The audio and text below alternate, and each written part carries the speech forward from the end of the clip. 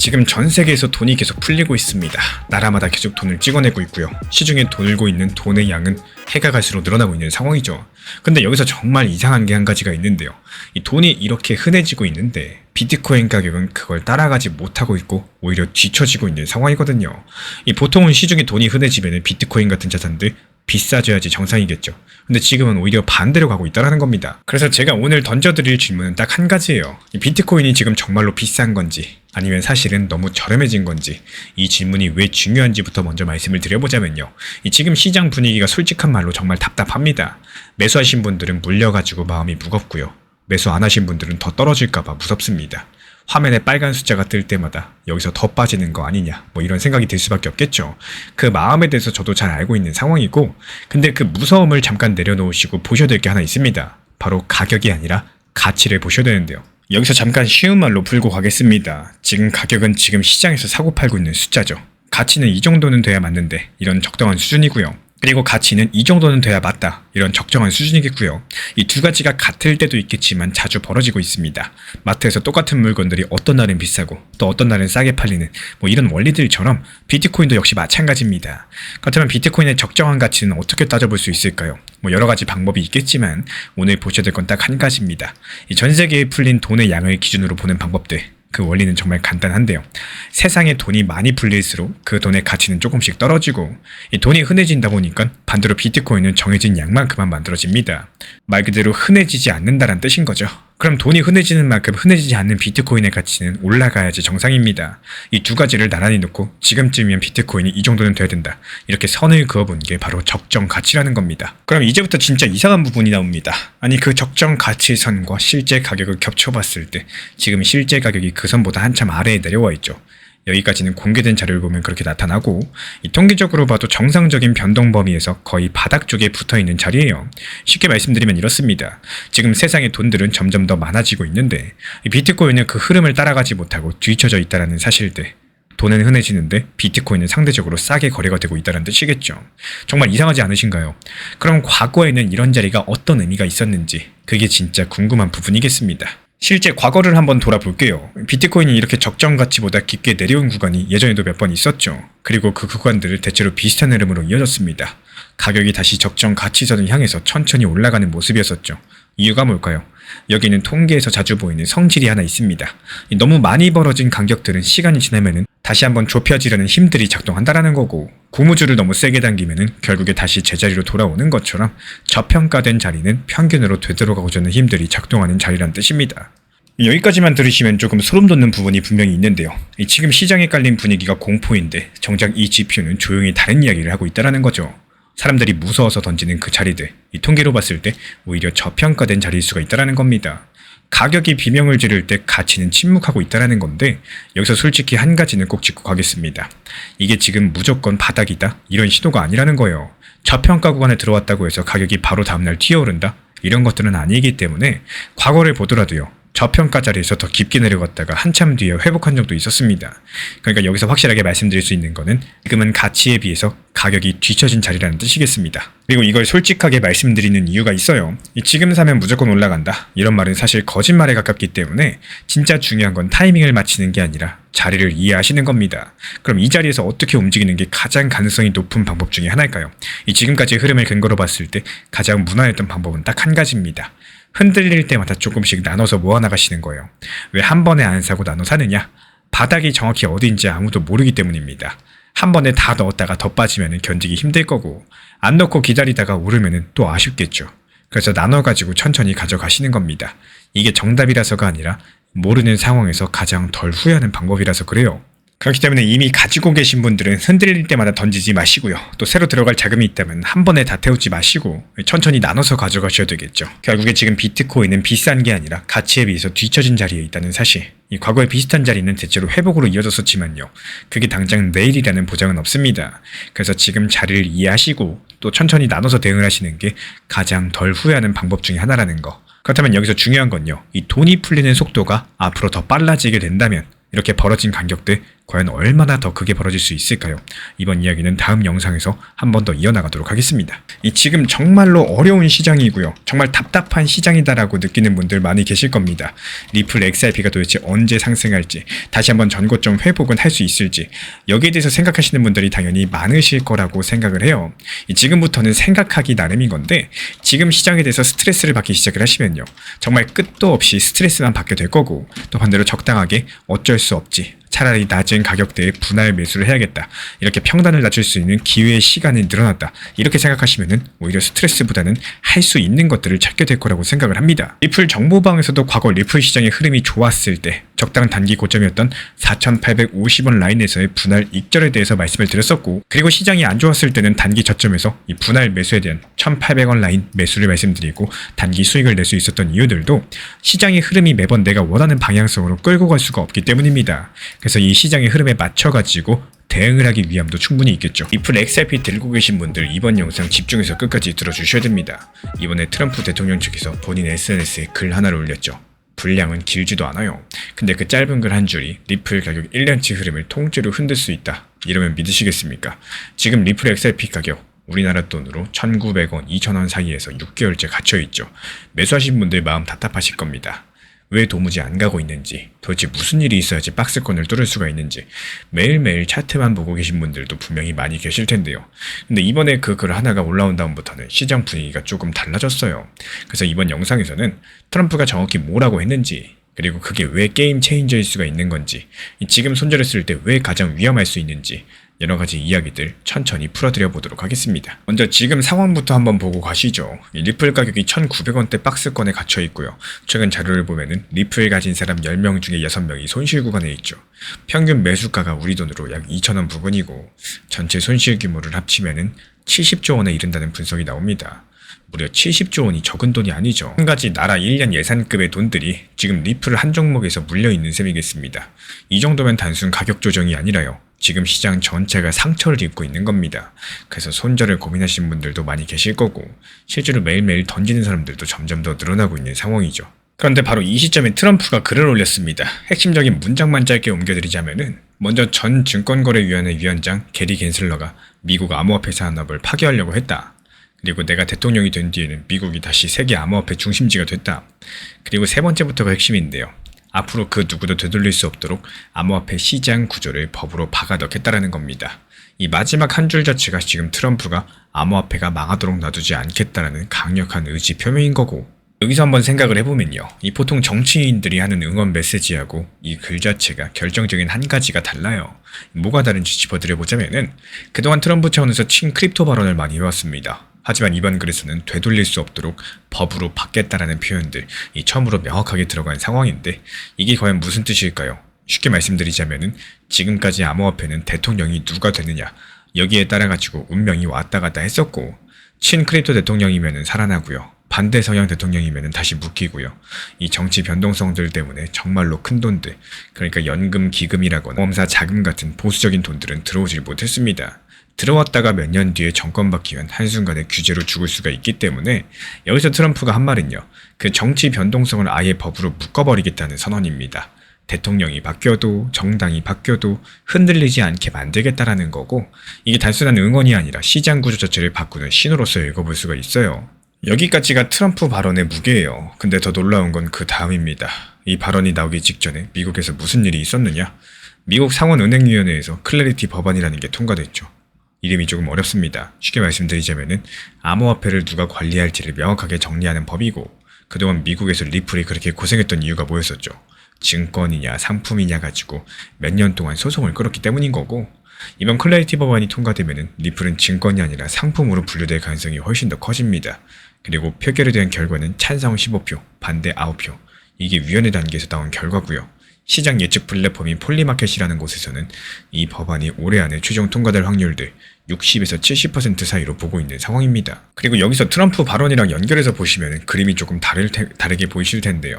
위원회에서 법안이 통과된 직후에 이 대통령이 직접적으로 나서서 되돌릴 수 없게 받겠다, 이렇게 못을 박은 겁니다.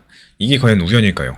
지금까지 공개된 자료를 살펴보시면은 두 가지 사건이 연달아 일어나는 데에는 분명한 흐름이 있다고 보셔야 되겠습니다. 그래서 이게 리플 가격에 어떤 영향을 줄 수 있는지 여기서부터가 핵심인데요. 지금 가장 가능성이 높아 보이는 시나리오는요. 클래리티 법안의 다음 단계, 그러니까 본회의 상정이랑 통과 여부에 따라 가지고 가격이 크게 갈리는 그림이 예상이 되고, 본회의에서 진전이 나오면요. 2,000원에서 2,100원 저항선을 넘는 흐름들 충분히 가능할 것으로 보이고요. 만약에 여기서 잡음이 생기면은 1,800원 지지선 라인이 다시 한번 시험대에 오를 수도 있겠습니다. 그래서 지금 시점에서 분명한 한 가지는 이 트럼프가 글을 올린 시점이 법안 처리 일정이랑 정확하게 맞물려 있다는 거. 우연이라고 보기엔 타이밍이 너무나도 정교하다. 이 점을 말씀드리고 싶어요. 그리고 여기서 진짜 무서운 사실 한 가지 말씀드리자면은 지금 시장에서 가장 비싼 행동이 뭔지 아시나요?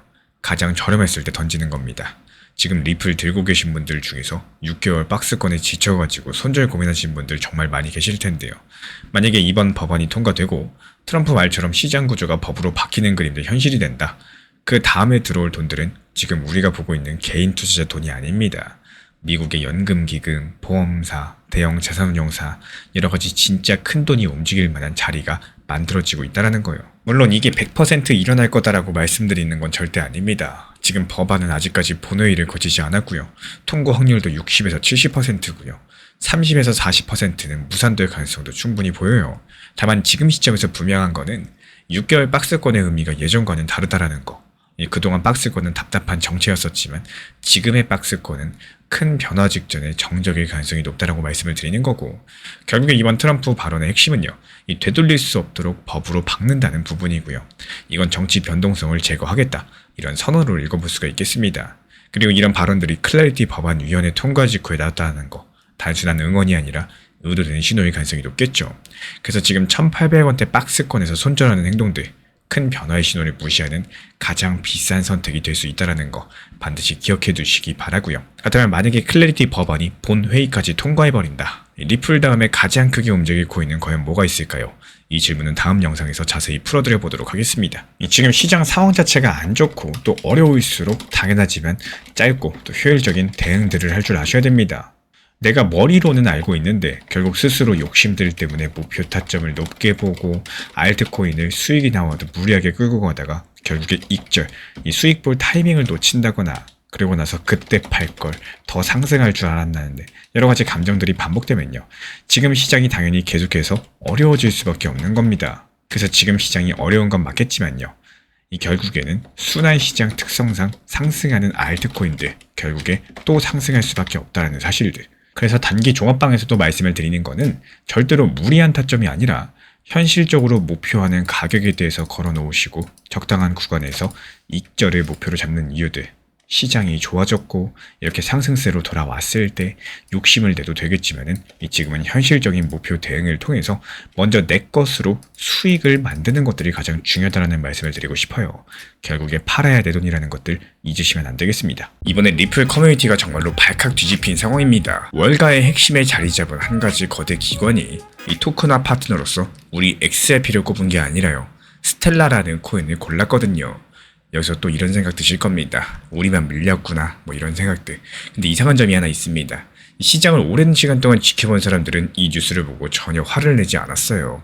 오히려 조용하게 XRP 차트를 다시 한번 들여다봤습니다. 도대체 왜 그랬을지 바로 이게 이번 영상에서 풀어볼 질문이 되겠습니다. 그 답을 찾으려면 먼저 이 기관이 누군지부터 아셔야 되겠죠. 이름은 DTCC. 쉽게 말씀드려가지고 미국 월가의 돈이 거의 다 거쳐가는 거대한 금고와도 같은 곳입니다. 이곳이 지금 맡아가지고 보관 중에 있는 자산만 우리나라 돈으로 16경 원이 넘습니다. 그리고 솔직히 16경이라는 숫자는 저도 잘 와닿지가 않아요. 그냥 상상하기 힘들 만큼 어마어마하게 큰 곳이다. 뭐 이렇게만 알아두시면 되겠는데 이 거대한 금고가 며칠 전에 깜짝 발표를 했어요. 앞으로 주식이나 미국채 같은 진짜 자산을 블록체인 위에 올리겠다라고 발표를 했고, 어려운 말로는 토큰화라고 하는데요. 이 종이로 관리하던 자산들을 디지털 형태로 바꾸겠다는 뜻이에요. 그리고 그 작업을 함께할 블록체인으로 한 곳을 골랐습니다. 그리고 여기서 우리 가슴이 철렁합니다. 선택받은 거는 우리가 응원하던 XRP가 아니었었거든요. 바로 스텔라였습니다. 더 속상한 장면도 있었는데요. 이 발표가 나오고 나서 시장 전체가 빠지는 와중에도 스텔라 가격은 혼자서 약 19% 가까이 뛰었고, 남들은 다 울고 있는데 스텔라 코인 혼자서만 웃은 거예요. 그러니까 XRP를 들고 계신 분들 왜 또 우리만 빠지나 뭐 이런 생각 드실 겁니다. 그 마음 충분히 이해가 되고 있는 상황이고요. 근데 다시 한번 처음 질문으로 돌아가 볼게요. 이런 상황에서 왜 전문가들은 화를 내지 않았을까요? 그 답을 찾으시려면은 이 한 가지 궁금증을 먼저 풀어야 됩니다. 이 거대한 금고는 도대체 왜 하필 스텔라를 골랐을까요? 마침 이 질문에 답을 준 사람이 있습니다.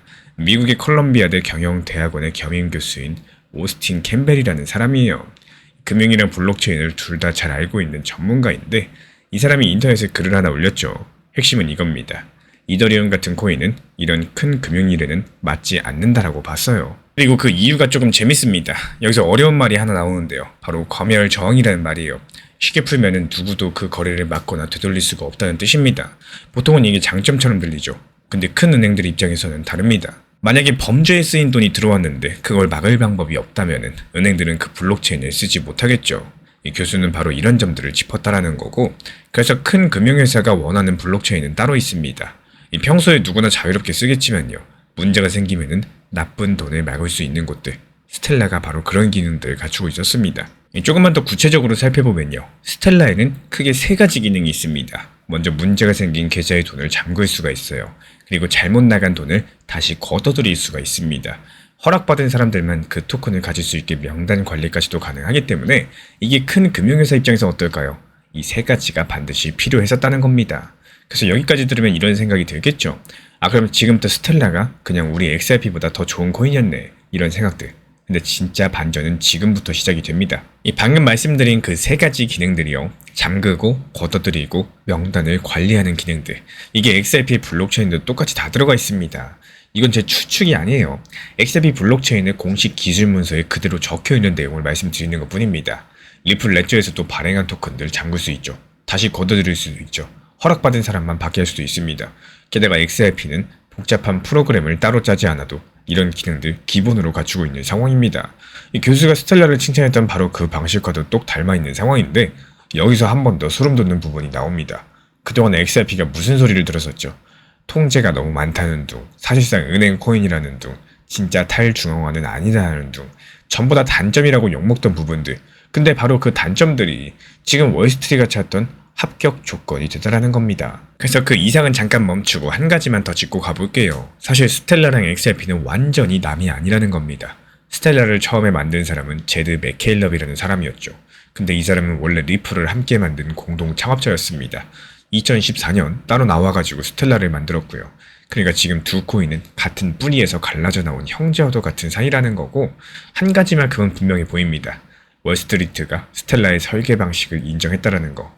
결국에 그 형제인 리플의 설계 방식도 인정한 셈이라는 거죠. 그럼 이제부터 가장 중요한 질문이 남습니다. 아니 그래서 이게 XRP 가격은 도대체 어떤 의미를 가지고 있을까요? 먼저 오해를 하나 푸셔야 되는 게 이번 일이 XRP가 자리 하나를 빼앗겼다는 게 아니라는 거예요. 이 거대한 금고들은 블록체인 한 곳만 쓰는 게 아니거든요. 여러 가지 블록체인을 같이 쓰겠다라고 이미 밝힌 상황이죠. 실제로 스텔라 같은 경우에 그 금고가 고른 두 번째 블록체인입니다. 첫 번째는 칸톤이라는 곳이었고, 칸톤은 월가가 자기들끼리 쓰려고 만든 블록체인인데요. 여기에 올라온 실물 자산만 우리 돈으로 284조 원에 달합니다. 그러니까 첫 번째가 칸톤, 두 번째가 스텔라였다는 거예요. 이 줄을 서서 하나씩 들어오고 있는 셈이겠습니다. 그래서 지금까지 공개된 자료만 보시면은 이번 사건의 진짜 의미는 이렇게 정리가 됩니다. 이 통제가 가능한 열린 블록체인, 바로 이 부류 전체의 분이 월스트리트에서 열리기 시작을 했다는 거고, 그리고 그 부류에서 가장 크고 오래된 코인 중에 하나가 바로 리플 XRP입니다. 이제부터 가장 가능성이 높은 흐름 한 가지만 말씀을 드리자면은 이 복잡한 다른 시나리오 다 빼고 지금 시장이 새로 값을 매기기 시작했다는 거. 코인 하나하나가 아니라 제도권에 어울리는 인프라라는 큰 주제겠죠. 그 증거가 바로 시장이 다 빠지고 있는데 스텔라만 혼자서 뛴 장면이겠습니다. 이런 흐름들이 진짜로 자리를 잡으려면은 같은 부류 대표 주자인 XRP에도 그 관심이 옮겨올 가능성이 높다라는 거예요. 다만 이건 확정이 아닙니다. 왜 그렇게 보는지 근거만 말씀을 드린 거고, 그리고 꼭 하나 기억하실 게 있겠죠. 이번에 그 금고가 발표한 명단에 XRP는 들어있지 않았습니다. 그래서 단기적으로 두 가지 힘이 부딪힐 수 있어요. XRP도 곧 들어가겠지 이런 기대감들, 그리고 이번에 빠졌네 하는 실망 매도들, 이 두 가지가 싸우는 구간이라 가지고 가격이 크게 흔들릴 수 있다는 점입니다. 그래서 진짜 중요한 신호는 따로 있어요. XRP의 블록체인이 이런 큰 금융회사랑 직접 손잡았다는 뉴스가 나오는 순간이겠죠. 그래서 딱 세 가지 문장으로 정리해드리자면요. 월스트리트의 거대한 금고가 토큰화 파트너로 스텔라를 골랐다는 사실, 근데 여기서 칭찬한 스텔라의 기능은 사실 XRP가 단점이라고 욕먹던 바로 그 기능과 똑같았습니다. 즉 이번 일은 XRP의 패배가 아니라 XRP가 걸어온 방향성이 옳았다는 신호에 가깝겠습니다. 그럼 마지막으로 한 가지가 궁금해지죠. 칸톤 그리고 스텔라, 이 거대한 금고가 손잡을 세 번째 블록체인은 과연 어디가 될 수 있을까요? 다음 영상에서 가장 유력한 후보들 데이터로 짚어드려 보도록 하겠습니다. 지금 시장 상황에 대해서 절대 쉽게 짧게 이렇게 생각하시고 접근을 안 하셨으면 좋겠습니다. 이 대표적인 예시로서 대출을 받는다거나 빚을 내고 본격적인 위험한 투자를 시작하게 되시면은 그때부터 시장에서 정말 살아남기가 어려워진다는 말씀을 드리고 싶어요. 내가 할 수 있는 범위 안에서 이렇게 접근을 하셔야 된다는 거고, 내가 감당이 불가능한 상황에서 특히나 코인 투자를 시작하시면요, 이게 심리적으로 무너져 버려요. 그리고 하락장, 횡보장 이럴 때는 더더욱 힘들어지는 게 당연해지는 시장입니다. 그래서 짧게 시장을 생각하시는 게 아니라 시장 자체를 길게 보시면서 몰빵 매수가 아니라 이 분할로서 모아나간다, 그런 방식으로서 접근하시면 시장 자체가 어렵다고 느껴지진 않으실 거예요.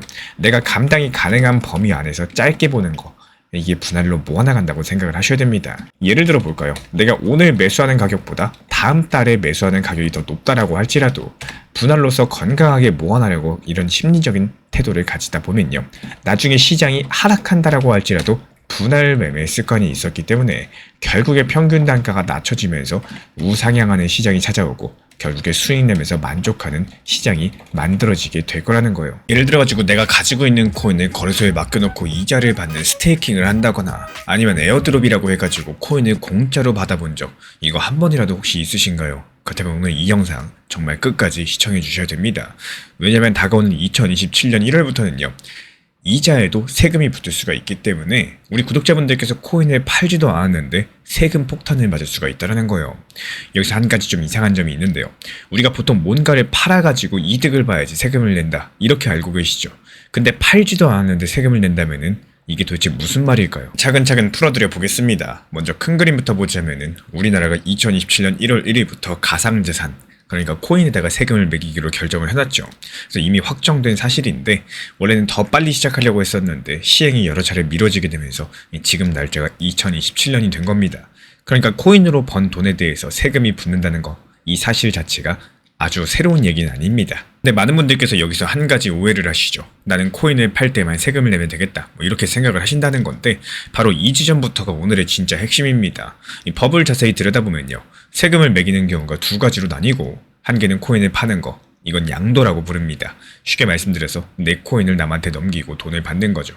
그리고 또 한 가지가 있습니다. 바로 대여예요. 대여는 빌려준다는 뜻입니다. 내 코인을 잠깐 맡기거나 빌려주고 그 대가를 받는 거죠. 그리고 바로 이 대여라는 두 글자에 오늘 이야기의 열쇠가 숨어 있습니다. 이게 무슨 말이냐? 요즘에 많은 분들께서 코인을 그냥 들고만 있지 않습니다. 거래소에 맡겨두면 이자를 주는 서비스들, 스테이킹 같은 것들, 랜딩이라는 것들, 어렵게 들리겠지만 그 뜻은 정말 간단한데요. 스테이킹은 내 코인을 묶어두고 보상을 받는 거고요. 랜딩은 내 코인을 빌려주고 이자를 받는 겁니다. 둘 다 결국에 코인을 맡겨두면서 이자처럼 돈을 받는 구조라는 건데요. 하지만 정부는 이걸 어떻게 보기로 했을까요? 이번 매일경제 보도에 따르면은 국세청이 맡긴 한 연구 보고서에서 이 스테이킹과 랜딩을 바로 그 대여로 분류했다라고 합니다. 코인을 맡겨가지고 받는 이자, 이걸 세금 매기는 대상으로 본다라는 거죠. 다만 그 보고서의 구체적인 표현이라거나 정확하게 어떻게 계산해서 매길지까지는 아직까지 직접 확인되진 않았습니다. 그러니까 이런 부분들, 그런 방향으로 가닥이 잡혔다, 이 정도로만 들어주시면 되겠어요. 그리고 이제부터가 조금 소름 돋는 대목입니다. 그냥 한번 세금 내고 끝이 아니라요, 지금까지 공개된 자료를 살펴보면은 이자 수익은 매년 세금을 떼는 방식이 유력합니다. 한 해만이 아니라 매년이요. 게다가 세율이 22%입니다. 이 22% 같은 경우는 소득세 20%, 지방소득세 2%를 더한 숫자예요. 다시 한번 말씀을 드리면요, 이 코인을 팔지 않아도 그냥 맡겨두고 이자만 받으시더라도 그 이자에서 해마다 22%씩 떼갈 수가 있다는 말입니다. 여기서 에이 그래도 이거 모르고 안 내면 그만인 거 아니냐, 이렇게 생각하실 수 있겠지만요, 이게 점점 더 어려워지고 있습니다. 국세청이 코인 거래를 들여다보는 시스템을 따로 만들고 있죠. 약 30억이나 들여가지고 가상자산 통합 분석 시스템이라는 걸 짓고 있는데, 쉽게 말씀드려서 누가 어디서 얼마를 벌었냐 이걸 들여다보겠다는 거고, 만약에 신고를 빼먹으면 원래 낼 세금에 가산세가 더 붙습니다. 가산세는 신고를 안 했을 때 벌처럼 추가로 물리는 돈들이에요. 여기까지 들으시면 가슴이 조금 답답하실 텐데요. 이제 마음을 가라앉히고 차분하게 정리해 보겠습니다. 사실 아직까지 확정되지 않은 부분들 상당히 많이 있기 때문에 먼저 이런 불만사항이 있죠. 이 주식은 어떨까요? 지금 주식으로 번 돈은 대부분 세금을 내지 않습니다. 근데 코인만 22%를 매긴다는 겁니다. 그래서 왜 코인 투자자만 불리하냐? 이런 형평성 논란이 클 수밖에 없는 거고, 그리고 또 한 가지, 이 코인은 손실을 보더라도요, 그걸 다음 해에 넘겨가지고 빼주지 않습니다. 어느 일정 해에 크게 잃어버리고 다음 해에 조금 벌면은 실제로 번 것보다 세금을 더 낼 수도 있다는 뜻이겠죠. 그리고 우리한테 유리한 부분들도 분명히 존재합니다. 일단 1년에 250만 원까지는 공제를 해주죠. 공제라는 거는 세금 계산에서 빼준다는 뜻이에요. 한번 예를 들어볼까요? 한 해 동안 코인 이자로 300만 원을 벌었다 치면은 거기서 250만 원 빼고 남은 50만 원에만 세금을 매깁니다. 그럼 50만 원에 22% 세금이면 11만 원 정도가 된다는 거죠. 만약에 한 해 이자가 250만 원을 넘지 않는다. 그렇다면 계산상 낼 만한 세금이 없기 때문에 여기서 중요한 거는 이 250만 원 공제가 이자 수익에 정확히 어떻게 적용될지 이 세부 기준들이 더 다듬어져야 되는 부분들입니다. 그리고 알아두시면 좋은 게 한 가지 더 있어요. 2027년 전에 산 코인은요, 실제로 매수한 가격과 2026년 12월 31일의 시세, 이 두 가지 중에 더 높은 금액을 산값으로 쳐줍니다. 이걸 어려운 말로 의제 취득 가액이라고 부르는데요. 이 뜻은 간단합니다. 산값을 높게 쳐주면은 나중에 팔 때 이득이 줄어든 걸로 계산이 되다 보니까 세금까지도 줄어드는 효과가 있다라는 겁니다. 그럼 앞으로 이게 어떻게 흘러갈 수 있을까요? 여러 가지 가능성 중에서 제가 가장 높게 보는 흐름 한 가지 말씀드려 보겠습니다. 이 시행은 예정대로 진행이 되더라도요, 세부 기준들, 이 시행 직전까지 계속해서 다듬어질 가능성이 크겠죠. 왜 그렇게 보느냐? 앞서 말씀드린 그 추적 시스템이 올해 말 돼서야 겨우 문을 여는 일정이거든요. 이 거래소가 자료를 어떤 형식으로 낼지, 여러 가지 지갑에 흩어진 이 같은 코인들은 어떻게 합칠지, 이런 실무 기준들이 아직까지 다 정해지진 않았습니다. 그러니까 큰 틀은 정해졌다라고 할지라도 이자라거나 스테이킹 같은 세부적인 부분들 막판까지 손질이 이어질 거다, 이렇게 보고 있다라는 거죠. 물론 이것도 제 예상이지 확정은 아니겠지만요, 이 지금까지 나온 근거들 살펴보면은 이쪽 흐름들이 가장 자연스럽게 보입니다. 결국에 2027년부터 코인 세금이 붙는 거는 확정이고요, 파는 것뿐만 아니라 맡겨서 받는 이자까지도 대상이 될 가능성이 큽니다. 그것도 한 번이 아니라 매년 22%라는 게 오늘의 핵심이고요. 다만 세부적인 기준들은 아직까지 정해지는 중이다 보니까 지금은 겁을 먹기보다는 내 거래 기록들 차곡차곡 챙겨두는 게 먼저겠죠. 근데 여기서 한 가지 더 궁금한 게 생기지 않으시나요?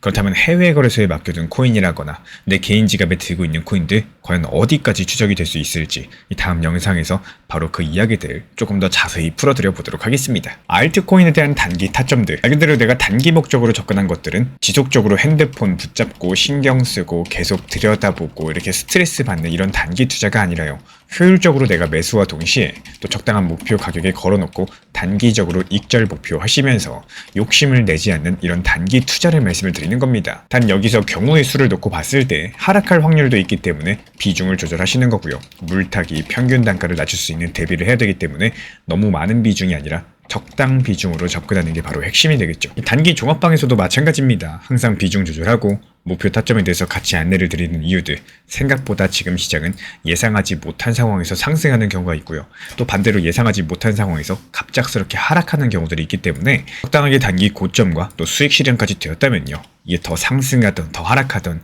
크게 신경 안 쓰고 마침표를 찍을 수 있는 이런 습관들 자체가 정말로 중요하다, 이런 말씀을 드리고 싶습니다. 요즘에 도지코인 가지고 계신 분들 뉴스 하나씩 보셨을 겁니다. 바로 일론 머스크 얘긴데요.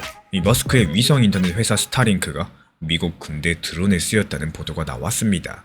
그러니까 댓글들이 막 달려요. 아, 또 이거 머스크냐? 그렇다면 도지코인 상승하는 거 아니냐? 근데 저는 이 반응 자체가 조금 위험하다라고 봅니다.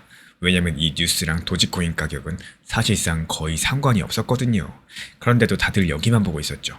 진짜 보셔야 될 건 따로 있는데, 그래서 이번 영상에서 딱 한 가지만 짚고 가겠습니다. 다들 드론 뉴스를 보는 지금 이 시점, 우리가 놓치고 있는 진짜 사건은 과연 무엇인지 이번 영상 끝까지 시청해 주시길 바랍니다. 먼저 이 드론 뉴스부터 정리하고 갈게요. 결론부터 말씀드리자면 이 얘기는 아직까지 확정된 게 아닙니다. 머스크 본인 측에서 허위 기사라고 강력하게 반발을 남겼고요, 미국 국방부도 사실이 아니라고 강력하게 부인을 했습니다. 그러니까 여기까지 이렇게 정리해 볼 수 있어요. 일론 머스크 스타링크가 군대 드론에 쓰였다라는 거, 이 보도는 나왔지만 양쪽 전부 다 부인한 논란이다라는 거. 그렇다면 자연스럽게 이런 생각이 들죠. 아니, 확인도 안 된 논란인데 이게 도대체 왜 중요하다라는 거냐. 근데 여기서 중요한 거는 이 논란이 우연히 보여준 딱 한 가지예요. 스타링크가 이제 그냥 인터넷 회사가 아니라는 겁니다. 미국 군대까지도 그 망을 쓴다? 이 얘기가 나올 정도로 그 영향력과 파급 효과가 커졌기 때문에 가짜 뉴스임에도 불구하고 사람들이 믿고 있다라는 겁니다. 실제로 스타링크는요, 지금 전 세계 160개가 넘는 나라에서 쓰이고 있고 사용자 숫자도 1000만 명을 넘었고요. 한번 깔리면 아무도 쉽게 끊을 수가 없는 그런 거대한 망이 되어버린 겁니다. 근데 바로 여기서 진짜 중요한 사건이 등장하죠. 이 스타링크를 가진 회사 스페이스X가 곧 주식시장에 상장을 합니다. 상장이라는 말이 조금 어렵게 들리겠지만요, 간단해요. 그동안 일부 사람만 사고 팔던 회사 주식을 이제 시장에서 누구나 사고 팔 수 있게 공개를 한다는 거죠. 그리고 그 시점이 바로 다음 달 6월입니다. 근데 그 규모가 어마어마해요. 이 회사 하나의 값을 우리 돈으로 약 2,400조 원 정도로 보고 있거든요. 이게 좀 감이 잘 안 오실 수 있는데요, 우리나라 1년 나라 살림이 대략 700조 원 안팎입니다. 근데 이 회사 하나 값어치가 그 3배가 넘게 매겨지고 있다는 겁니다. 역사상 가장 큰 상장이 될 거라는 말이 그래서 나와주고 있는 거고, 근데 이 거대한 회사에 대해서 사람들이 잘 모르는 사실 한 가지가 있죠. 이렇게 큰 회사 안에서 실제로 돈을 버는 곳은 딱 한 군데뿐입니다. 바로 스타링크입니다. 이 스타링크가 올해 첫 번째 석 달 동안 우리 돈으로 약 1조 7천억을 벌었는데요. 반면에 로켓을 쏘는 사업 같은 경우는 같은 기간에 오히려 손해를 봤습니다. 그러니까 이 어마어마한 상장의 진짜 엔진, 바로 그게 스타링크라는 거고요. 이 드론 논란의 주인공이었던 바로 그 스타링크를 말하는 겁니다. 그럼 이게 도지코인이랑 무슨 상관일까요? 여기서 많은 분들께서 또 같은 생각을 하시겠죠. 아니 그렇다, 이거 머스크 회사 상장하니까 머스크 코인인 도지코인도 같이 상승하겠네, 이런 생각들 거의 대부분의 분들께서 하고 계십니다. 근데 이게 지금 가장 흔한 착각일 수가 있다는 거예요. 이 솔직한 말로 말씀을 드려보자면은 도지코인하고 스페이스X 직접 연결된 거 있나요? 없습니다. 스페이스X가 잘 된다? 그럼 그 돈이 도지코인으로 흘러든다? 이런 구조가 아닙니다. 이건 지금 공개된 자료들만 봐도 분명한 상황인데, 그렇다면 도지코인이랑 일론 머스크는 아무 상관이 없는 걸까? 그건 또 아니에요. 여기서부터가 진짜 백입니다. 이 도지코인의 진짜 정체는 바로 이겁니다. 일반 사람들이 24시간 아무 때나 살 수 있는 거의 유일한 일론 머스크 관련된 자산이라는 거죠. 스페이스X 주식 같은 경우는 지금까지 아무나 사지 못했어요. 테슬라 주식은 미국 시장이 열려야지만 살 수 있었습니다. 근데 도지코인은 달라요. 주말이 됐든 새벽이 됐든 일론 머스크 관련된 소식만 뜨면은 사람들이 가장 먼저 누르는 버튼이 바로 도지코인이었습니다. 그러니까 도지 같은 경우는 일론 머스크 회사의 실적을 따라간 게 아니었습니다. 머스크를 향한 사람들의 관심을 따라서 움직여 왔었던 거죠. 그럼 이 상장이라는 사건이 왜 도지코인한테 중요한지 이제 슬슬 보이기 시작을 하죠. 그래서 이번 상장은요, 전 세계가 처음으로 일론 머스크라는 사람의 가치에 대해서 숫자를 매기는 순간이었습니다. 이 그동안 막연했었던 일론 머스크 제국의 값어치가 6월 달에 눈앞에 딱 펼쳐지는 거죠. 그 말인즉슨 일론 머스크를 향한 관심들이 1년 중에 가장 크게 터질 수 있는 시기란 뜻이겠고, 그리고 그 관심에 대해서 가장 빠르게 빨아들이는 자산이 바로 방금 말씀드린 도지코인인 거고요. 직접적으로 연결된 돈 없습니다. 하지만 이 관심이라는 통로, 이것만큼은 그 한복판에 도지코인이 앉아있다는 사실들. 근데 여기서 한 가지가 더 있습니다. 예전 같았다면 이런 얘기로 끝났을 텐데 올해부터는 상황이 조금 달라졌거든요. 올해 들어가지고 도지코인한테는 예전에 없던 변화가 한 가지 생겼습니다. 지난 3월달이죠. 미국의 금융당국 두 곳이 도지코인을 정식으로 상품이라고 분류했었고, 상품이라는 말이 조금 어렵게 들리실 텐데 쉽게 말씀드리자면 이래요. 금이나 원유처럼 법적으로 떳떳하게 사고팔 수 있는 자산으로서 인정했다는 뜻인 거고요. 그전까지 도지코인은 그냥 인터넷 장난코인 취급을 받았었는데, 근데 이제 제도권 안으로 한 발짝 들어왔다라는 거예요. 그리고 그 분류가 나온 뒤에는 도지코인에 투자하는 ETF라는 상품들까지 미국 시장에 등장했습니다. 여기서 ETF가 뭐냐? 이 주식처럼 간편하게 사고팔 수 있게 만든 투자 묶음이에요. 즉 큰 돈을 굴리는 기관들도 이제 도지코인을 담을 길이 열렸다는 거죠. 그리고 이걸 전부 다 합쳐서 한번 보세요. 이 도지코인이 지금 넉 달째 한 자리에서 조용히 횡보하고 있죠. 가격 같은 경우는 우리 돈으로 140원 근처에 있는데 많은 분들께서 답답해 하십니다. 왜 움직이지 않나? 뭐 이런 마음들. 그런데 이 조용함에 대해서 다르게 볼 수도 있다는 거예요. 예전과는 다르게 제도권 통로가 열린 상태에서 1년 중에 가장 큰 머스크 이벤트를 코앞에 두고 있는 이 시점, 도지코인이 바닥에서 숨을 고르고 있는 거라면요, 정말 당연하게도 그림이 조금 다르게 보이지 않으신가요? 그동안 답답하기만 했던 그 침묵들이 사실은 준비 동작이었을 수가 있다는 사실입니다. 그럼 이제 우리는 뭘 봐야 될까요? 딱 두 가지만 보면 됩니다. 첫 번째는 가격이죠. 지금 도지코인 차트에서 우리 돈으로 176원 근처가 상당히 중요한 자리고, 올해 들어가지고 도지코인이 이 선 앞에서 여러 번 막혔었거든요. 그러니까 이 자리에 대해서 거래가 확 늘어나면서 시원하게 뚫어지는지 이 여부만 보시면 되는 겁니다. 막히면 다시 눌릴 수 있고요. 뚫으면 분위기가 바뀌는 거기 때문에. 그리고 두 번째는 날짜를 보셔야 돼요. 이 6월달 상장을 앞뒤로 한 구간들, 머스크의 관심이 가장 뜨거워질 시점이겠죠. 그렇다면 당연히 도지코인에도 수급이 몰릴 수가 있기 때문에 이 두 가지가 겹치는 타이밍을 저는 가장 눈여겨보고 있는 상황입니다. 그래서 가장 가능성이 높은 흐름들 한 가지만 말씀을 드려보자면요. 이 상장 날짜가 가까워질수록 일론 머스크 관련된 뉴스가 쏟아질 거라는 거, 그리고 그런 관심들이 도지코인으로 흘러들게 되면서 지금보다 변동성이 커질 가능성 상당히 높겠습니다. 제가 이렇게 보고 있는 이유는 정말 단순해요. 이 도지코인이 늘 머스크 관심에 가장 먼저 반응을 해왔었고요. 6월 달에 바로 그 관심도가 최대치가 될 사건들이 잡혀 있으니까요. 다만 여기서 이거 하나만큼은 반드시 기억해 주시기 바랍니다. 회사 실적이 좋아져가지고 도지코인으로 돈이 들어온 게 아니라요. 어디까지나 이 관심과 심리가 만드는 움직임이라는 겁니다. 그래서 방향성이 위든 아래든 흔들림이 클 수가 있다는 거예요. 며칠 만에 몇 배, 이런 이야기들 믿지 않으시는 게 좋습니다. 비중에 대해서는 절대 욕심내지 마시고요. 변동성을 크게 잡고 지켜보는 게 맞다. 이렇게 말씀을 드려요. 다들 스타링크 드론 뉴스를 보고 계시지만요. 이 진짜 사건은 6월달에 있을 사상 최대 규모의 스페이스 X 상장 사건입니다. 도지코인은 그 회사랑 직접 연결되어 있는 거 아닌 거 맞습니다. 근데 머스크를 향한 관심들이 가장 먼저 모이는 자산이 바로 도지코인이라는 점. 그 한복판에 서 있기 때문에, 게다가 이번 2026년 같은 경우는 도지코인을 향한 제도권 통로까지도 이미 열린 상황이죠. 예전과는 분명히 분위기가 다릅니다. 그렇다면 마지막 질문 한 가지만 남기겠습니다. 이 만약에 6월달 일론 머스크의 회사가 시장이 기대한 것보다 훨씬 더 높은 값을 받게 된다면 그날 도지코인은 과연 조용히 있을 수 있을까요? 예를 들어서 이건 잘 가는데 왜 내 건 안 가냐, 이런 생각들을 누구나 하게 됩니다. 대표적으로 봤을 때 국내 주식들 이 최고점을 계속해서 달리고 있는데, 이 시장 같은 경우는 움직임 자체가 안 나오다 못해가지고 조금 상승하고 하락하는 이런 패턴들을 계속 반복하고 있어요. 박스권 안에서 계속 지속하다 보니까 답답하고 지루하고 이게 맞나, 이런 생각들, 코인 그만할까, 이런 생각들이 당연히 드는 시점이라고 생각을 합니다. 하지만 이게 지나고 나서 보니까 최고의 선택들로 보이는 거고, 앞으로의 선택들이 어떤 게 정답이다, 이거 장담하실 수 있을까요? 그 누구도 알 수 없는 게 바로 투자 시장인 겁니다. 그래서 정말 중요한 것 중에 하나가 포트폴리오를 구성을 하시고 비중을 조절하는 습관을 들이시는 거예요. 최고의 선택들을 매번 할 수는 없습니다. 차라리 리플이 하락했다고 했을 때 오히려 단기적인 저점에서 분할 매수할 수 있는 환경을 만들어 놓으시면은 이 시장이 하락한다라고 해가지고 크게 흔들리는 게 아니라요. 이렇게 분할 매수가 가능하다라는 시장 대응이 가능하기 때문에 생각보다 크게 멘탈이 흔들리지 않는 환경을 만들 수가 있습니다. 내 생각보다 시장은요, 더 상승할 거라고 생각을 했을 때 오히려 하락하는 경우가 많다는 사실, 그리고 반대로 더 하락할 거야 생각을 했을 때 오히려 반등하는 경우가 많다는 사실, 이 건강한 멘탈과 투자 습관을 키워나갈 줄 아는 이런 원칙 매매가 더 중요한 순간이겠습니다. 최근에 시장이 너무 답답하다 보니까 정보방 입장에 대해서 문의 주시는 분들께서 많아지셨어요. 먼저 제일 중요하지만요, 제가 안내드리는 모든 정보방은 업비트, 빗썸, 현물 매매로서만 안내 도움드리고 있습니다. 지금 화면에 보이시는 번호나 혹은 댓글 링크에 있는 신청란을 통해서 신청 주시면은 안내를 도움드리고 있고요.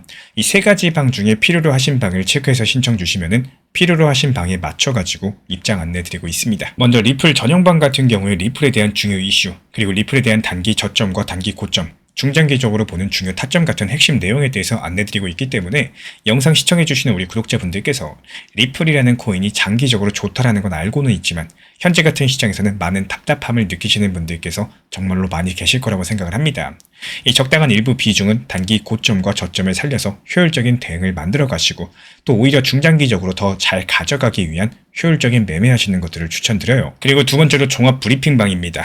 장기적으로 보기에 좋은 코인들과 현재 시장 흐름에 대한 중요 시장 이슈들, 브리핑 내용이나 리플에 대한 방향성, 락업 해제 일정과 여기에 따른 움직임들에 대해서 안내드리는 종합적인 방이다. 이렇게 생각해 주시면 되겠습니다. 그리고 마지막으로 단기 종합방 같은 경우는 말 그대로 단기 종목들에 대한 타점을 안내드리고 있는 방입니다. 이 단기 종목은 말 그대로 단기 종목답게 접근을 하셔야 되는데 욕심으로 인해서 타점을 너무 높게 잡아가지고 수익 실현을 못하거나 아니면 눈치 보기 매매를 하다가 이렇게 수익 실현의 기회를 놓치셨던 기억이 있으신 분들 지금 시장에서 정말 많은 상황인데요. 항상 비중 조절이 중요하고요. 매수와 동시에 목표 타점을 걸어 놓으면서 현실적으로 봤을 때 내 것으로 만들어서 마침표까지 잘 찍는 게 단기 매매의 핵심이다 생각을 해요. 단 여기서 중요한 거, 아무리 내가 좋아하고 시기가 좋고 스스로 괜찮다고 판단하셔도 몰빵 매매는 정말 위험하기 때문에 매번 말씀드리는 비중 조절 원칙 매매로 접근하시는 게 가장 중요합니다. 끝으로 항상 말씀드리고 있지만요. 저는 업비트, 빗썸, 현물 매매에 대해서만 안내를 도움드리고 있기 때문에 절대로 해외골에서 선물 매매에 대한 고위험 리스크 매매에 대해서는 언급조차 드리지 않고 있습니다. 무조건적으로 업비트, 빗썸, 이렇게 현물 매매로 필요하신 분들께서만 입장 신청 주시면은 안내 도움 드리도록 하겠습니다. 이 빠르게 가는 것보다 중요한 건요. 꾸준하고 길게 가는 게 더 중요한 투자 시장이다. 이렇게 생각을 해요. 건강한 비중 조절 원칙 매매 활용하시기를 늘 응원드리겠습니다. 이 리플 XRP의 매수 매도 타점은 순간의 판단이 전부예요. 그래서 우리 신사 채널에서는 시장의 숨결 하나하나까지 놓치지 않고자 모든 흐름들 실시간으로 모니터링 중에 있습니다. 이 단기 반등 구간이 열리는 순간 그 찰나의 기회 타점을 우리 구독자분들께 바로바로 전달드리기 위해서인데요. 우리 신사 채널을 이미 구독해주신 분들 중에서 실시간 커뮤니티방 참여를 원하신다면 지금 보이시는 번호로 문자 남겨주시면 되겠습니다. 이 혼자서 불안하게 바라보는 시장이 아니라요. 함께 흐름을 읽고 움직이는 경험들을 선사해 드리도록 하겠습니다.